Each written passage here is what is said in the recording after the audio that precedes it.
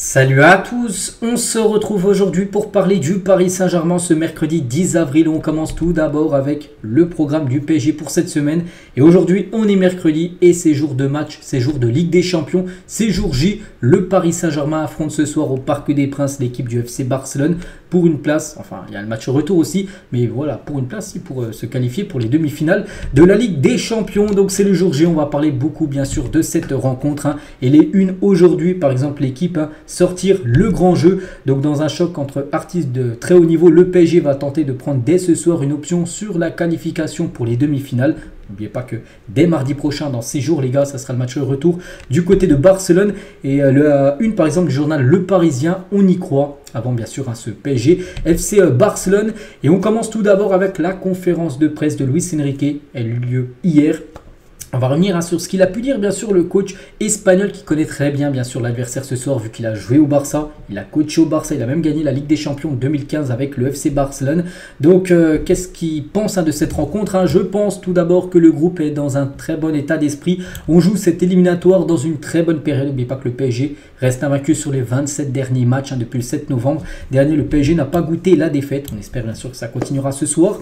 Nous ne sentons pas de pression, l'ambition est plus grande. Nous sommes très excités à l'idée de se qualifier pour le prochain tour. L'enthousiasme de l'équipe est le sentiment principal. On a envie de jouer et battre le Barça.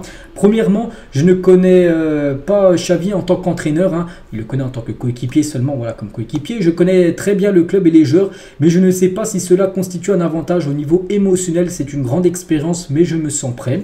Luis Enrique sur l'état d'esprit de Kylian Mbappé, qui sera bien sûr l'homme que voilà, tout le monde va regarder ce soir. Je crois que tu me fais une question d'un joueur, mais je veux parler du groupe, parce que lui ne veut pas parler seulement d'un joueur, il veut parler du collectif.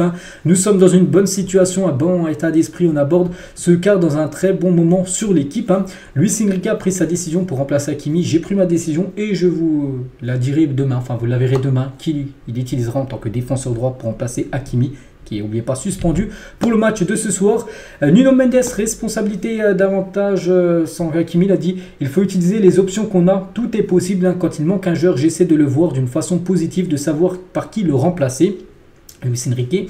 Donc ils ont plusieurs joueurs menacés, eux aussi, je crois qu'il y a plus de 7 joueurs les gars du côté du Barça, s'ils prennent un jaune, ils ne seront pas là lors du match retour. Je vous dirai tout à l'heure côté Paris et côté Barça, les joueurs qui pourraient louper le match retour. Mais je ne pense pas à ça, je veux affronter le meilleur Barça possible, c'est un défi pour moi. Malheureusement le Barça a des blessés. Maintenant que les buts à l'extérieur ne comptent plus double, je préfère jouer le match retour à l'extérieur, je préfère jouer l'aller à domicile. C'est bien, c'est le cas cette saison, puisque l'ambiance sera très bonne, il y aura des moments difficiles et les supporters vont nous aider. Personne ne peut dire que le Barça est faible, ou je sais pas trop, la traduction n'est pas ouf, bref, c'est un club fort, il est sur une bonne dynamique offensivement, il y a des individualités de qualité, je me sens stimulé, la rivalité entre les deux clubs est bonne, j'espère qu'on aura de beaux matchs, on espère aussi. Luis Enrique sur le déroulé du match, je pense que les deux équipes vont tenter de presser et de garder la possession de balle. C'est vrai que ce match, c'est entre deux équipes qui adorent la possession. Le PSG, on sait que quasiment tous les matchs cette saison, il y a eu la possession. Et le Barça, c'est la même chose. Donc, qui aura la possession? On verra ce soir. Donc, il y aura beaucoup d'événements pendant la rencontre. Luis Enrique sur la menace terroriste avant le match. J'en avais parlé ces derniers jours. Il y a une menace par rapport sur tous les matchs de Ligue des Champions. Bon, hier, c'est plutôt bien passé à Madrid et à Londres pour le match de Arsenal. On espère que ce soir, ça soit pareil pour le match du PSG. Donc, qui n'est pas concerné par cela? Tout le monde l'est. J'espère que c'est une chose que l'on peut contrôler et que rien ne se passera. On espère. J'essaie aussi d'oublier la pression parce que nous n'avons pas remporté la Ligue des Champions, ce n'est pas un manque d'ambition, nous devons d'abord passer l'écart, nous sommes excités mais nous ne voulons pas penser à la pression. Paris est-il favori? Il a dit, certains pensent que oui, d'autres non, mais ce n'est pas important, nous verrons le favori au coup d'envoi à travers la possession du ballon, l'agressivité. Je préfère que vous ne pensiez pas que je suis le favori mais la victime, en gros on va dire le outsider, il préfère avoir ce rôle de outsider tout simplement. Luis Enrique, donc voilà, la conférence de presse est finie de Luis Enrique. Il y avait aussi celle de Danilo. Hier, j'ai dit qu'il allait Luis Enrique un joueur. C'est Danilo en gros qui était là. On va revenir aussi sur quelques déclarations de Danilo. Je sens que la pression est différente parce que le coach nous transmet de la sérénité. C'est important pour de tels matchs. Il faut être calme, bien sûr, pas faire n'importe quoi. Toujours avec Danilo. Tiens, tout d'abord, je sais pas, sur Marquinhos. C'est le modèle pour tous les joueurs ici à Paris. Pas seulement pour ceux qui arrivent, mais aussi pour les jeunes joueurs du centre de formation. C'est un capitaine qui cherche tous les jours à aider les autres. Comme joueur, il est formidable.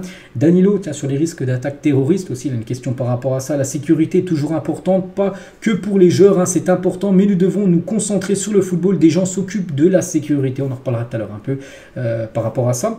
Danilo sur la confiance de Gonzalo Ramos, hein, son compatriote, on peut dire portugais, qui pourrait peut-être être aligné ce soir, hein, on ne sait pas. Je le sens confiant, c'est un joueur qui a besoin de ça maintenant avec l'enchaînement des matchs et des buts.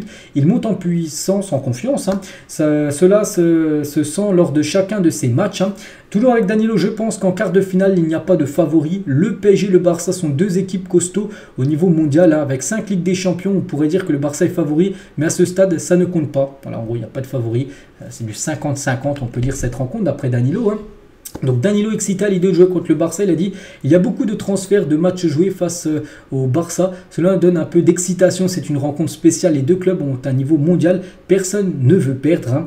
Danilo toujours, le groupe est tranquille, on sait que l'on fait face à une grosse équipe, mais nous arrivons avec beaucoup de sérénité. Je pense également que Luis Enrique donne sa chance à tout le monde, chacun peut jouer, c'est ce que nous voulons en tant que joueur, l'état d'esprit est meilleur, même quand ça ne va pas, on cherche la tête on cherche à lever la tête, hein.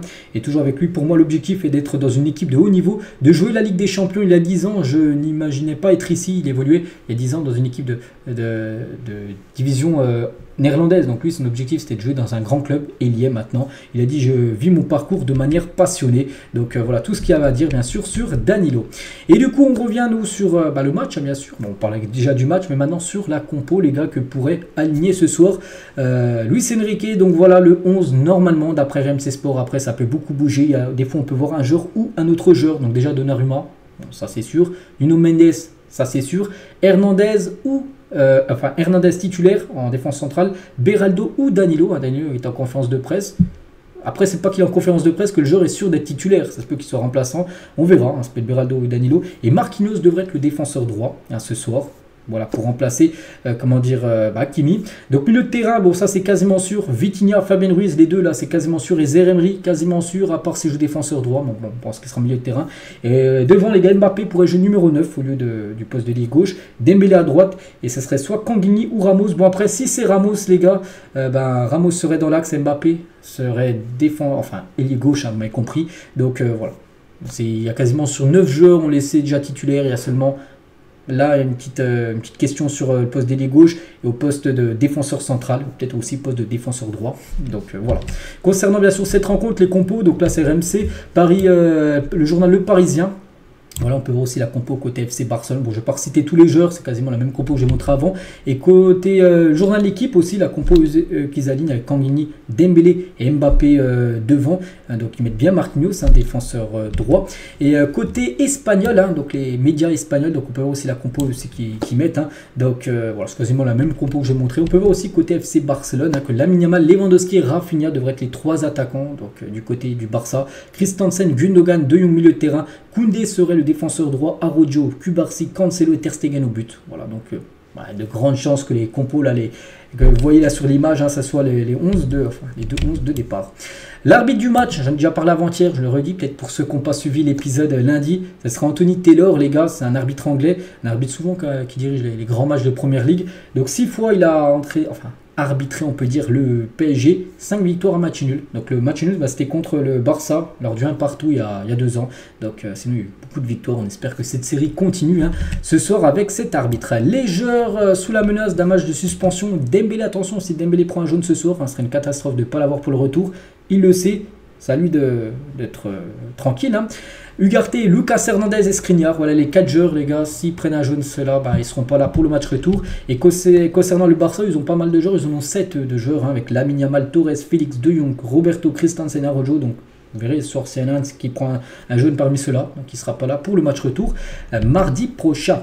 Cette saison en Ligue des Champions, Mbappé a marqué à tous les matchs au Parc des Princes, hein, contre Dortmund, contre Newcastle, contre l'AC Milan, contre la Real Sociedad, 4 sur 4. Au Parc des Princes. Voilà, si cette série continue, il faudrait que cette série continue pour Mbappé. Donc voilà, ce serait bien qu'il marque un but, hein. Ce serait plutôt une bonne nouvelle pour le PSG ce soir, même plusieurs buts, hein. En interne, Dembélé se dit ultra motivé pour ce qu'il appelle le match de l'année face au Barça, parce que lui c'est un match spécial, il va retrouver son ancien club bien sûr. On espère un gros match de la part de l'international français, comme il a fait, qui continue sur ses dernières rencontres qu'il a pu faire, et si possible qui sont un peu plus finisseurs. Hein. Ça ferait du bien sûr au PSG s'il arriverait à marquer un peu plus de buts. Vers 4 h du matin, donc des feux d'artifice ont été déclenchés à proximité de l'hôtel où séjournent les Barcelonais, voilà, du côté de Paris. Et il y a des supporters du PSG qui ont craqué des feux d'artifice voilà, pour qui se réveillent tout simplement. Bon, voilà, souvent ça se fait ça lors des matchs de Ligue des Champions, qui sont pareils même les autres équipes. Hein. Voilà. Tiens, côté FC Barcelone, quelques déclarations, 3 ou 4 déclarations de Xavi, un entraîneur du Barça. Donc il n'y a pas que Mbappé, il y a Dembélé, Colomani, Vitinha et d'autres. Paris est une des meilleures équipes en transition. Le PSG est une bonne équipe car ils ont des joueurs comme Ousmane Dembélé. Je pense que ce sont les favoris pour lui, le PSG est favori. Hein. J'ai parlé à Dembélé après le tirage au sort, il lui a même dit, il a lui-même décidé de venir à Paris, c'était un défi pour lui. Il est l'une des raisons pour lesquelles je vois le PSG comme les favoris. Ils ont pris de grands joueurs hein, et se sont renforcés avec lui. Donc voilà ce qu'a pu dire Xavi, les gars. Et Xavi à propos de Pedri ou de Jong, conférence de presse, je suis certain que tous ceux qui ont voyagé, sauf surprise, seront disponibles demain. Donc c'est-à-dire que peut-être Pedri pourrait être titulaire. Pourtant, on a vu les compos probables. Il ne devrait pas être dans le 11, mais il pourrait potentiellement être, bien sûr, dans le 11 de départ, on verra. Ce soir aussi, les gars, il y aura un magnifique tifo, qui sera un tifo surprise, on ne sait pas encore. Voilà, donc ça sera un gros tifo, les gars, qui est en préparation. Enfin, maintenant, il est fini, hein, parce que le match est ce soir. Donc, voilà, on verra hein, ce que ça va donner, bien sûr. Ce magnifique tifo, n'oubliez pas de fumigène. Enfin, on espère que pas de fumigène seront craqués par les supporters du PSG, parce que s'il y a qualification demi-finale, derrière les buts, ça pourrait se jouer à huis clos. Parce que actuellement le PSG est sous sursis. Aussi par rapport aux menaces terroristes qu'on a parlé tout à l'heure, hein, j'en ai parlé aussi ces derniers jours, mais tout à l'heure Danilo ou même Luis Enrique en a parlé, et les forces d'élite de la BRI devraient faire partie du dispositif de sécurité autour du Parc des Princes ce soir. Hein. Donc les spectateurs sont invités à arriver tôt au stade, les portes ouvriront 2 heures avant le coup d'envoi parce qu'en gros il y aura des contrôles de sécurité qui seront renforcé en gros hein, pour voir si personne rentre avec des choses que tu n'as pas le droit de rentrer dans les stades. Donc c'est pour ça que ça va prendre encore plus de temps. Donc c'est pour ça si ce soir il y en a qui vont au stade, c'est d'aller vraiment très tôt. Donc les portes ouvriront à 19 h, hein, donc 2 heures avant le coup d'envoi. Et on finit les gars, donc rien à voir. Donc là on a parlé ça que de la Ligue des Champions que de ce soir, mais là rien à voir avec le match de ce soir. Mais juste une petite info, c'était il y a 2 ans jour pour jour. C'était une victoire 6-1 du PSG contre Clermont et ça a été le festival de la MNM. Neymar triplé, Mbappé triplé et Messi triplé de passes décisives. Hein. Donc c'était il y a 2 ans jour pour jour. Donc voilà, c'était en 2022, donc le 10 avril 2022. On se souvient bien sûr de ce match sublime où ça a été le meilleur match, on va dire des 3. Parce qu'ils avaient été exceptionnels. Donc voilà les gars, on finit avec ça. J'espère que ça vous a plu. Donc moi je vous souhaite une très bonne journée. Je vous souhaite également un très bon match. Et on se retrouve dès demain les gars pour faire le débrief bien sûr de la rencontre. À demain.